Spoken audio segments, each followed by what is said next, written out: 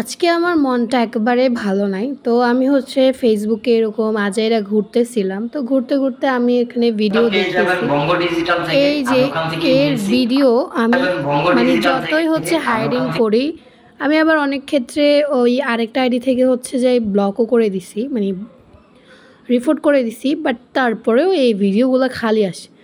তারপরে এই আরেকটা ভিডিও দেখে আমি না জাস্ট হাসতে, হাসতে শেষ। তোমাদেরকে একটু দেখাই। শোনা বন্ধু, তুই আমার বোতা দাদি কাইটলা বেরোইতের কাঠা দিয়ে ভাইটা ধরে মারালা। শোনা তারপরে আমার মানে এটা দেখার পর আমার কী যে হাসছি। তারপরে আমি এখানে কমেন্ট বক্সটা চেক করলাম। একটা ইশরাত জাহান, ও হচ্ছে যাই কমেন্ট করেছে আমার হাজব্যান্ড হইলে প্রথমবার গাওয়ার সাথে সাথে লাল করে দিতাম, গাল লাল করে দিতাম। তারপরে হচ্ছে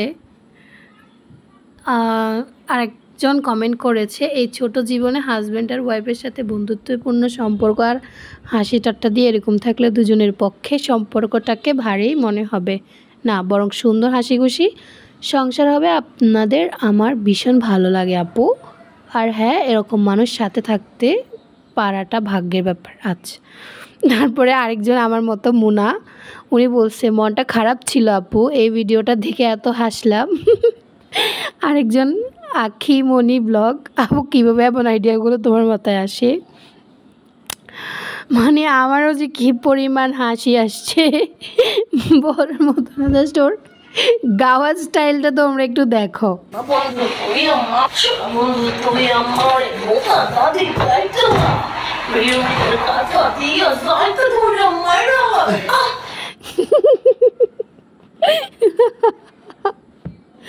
জাস্ট আমি তোমাদের মাঝে শেয়ার না করে পারলামই না। আমার কাছে এত আমার কাছে কী পরিমাণে এটা ভালো লাগছে বলার মতো না। কি সুন্দর লাগছে, মানে সুন্দর বললো ওর মানে গাওয়ার স্টাইলটা মানে পুরা মানে কেমন করে যে গাইছে, মানে আমি নিজে পর্যন্ত এরকম করে কী যেন মানে কী বলবো, আমার কী পরিমাণ হাসি আসছে বলার মতো না।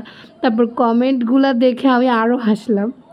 কিন্তু একটা জিনিস খেয়াল করো, এই যে এরা পেজ ভিডিও করে, এদের ভিউজ অবস্থা দেখো কী পরিমাণ। অথচ এই মহিলাটাকে দেখতেও এত ভালো লাগে না, কিন্তু কি আজ এরা টপিক এগুলো নিয়ে ভিডিও করে, যার কারণে এদের হচ্ছে যে ভিউজ কত বেশি।